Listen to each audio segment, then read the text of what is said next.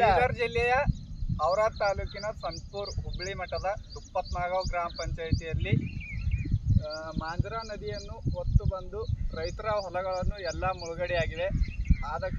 ಸುಮಾರು ಏನಿಲ್ಲ ಅಂದರೂ ಒಂದು 200 ಹೆಕ್ಟೇರ್ ಗಣತಿ ಮುಳುಗಡೆಯಾಗಿವೆ. ಆದ ಕಾರಣ ನಮ್ಮ ಬೀದರ್ ಜಿಲ್ಲೆಯ ಉಸ್ತುವಾರಿ ಸಚಿವರಾದ ಈಶ್ವರ್ ಖಂಡ್ರೆ ಅವರು ಸರ್ಕಾರದ ಹತ್ರ ಮನವಿ ಮಾಡಿಕೊಳ್ಬೇಕು.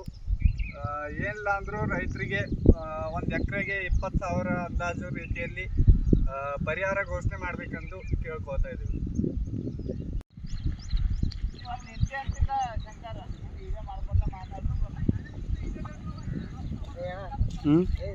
ಆಯ್ತು ಅಣ್ಣ. ಯಾಕಂತ ಹೇಳಿದ್ರು ಬರಿಕೊ ಮರಿಗಳು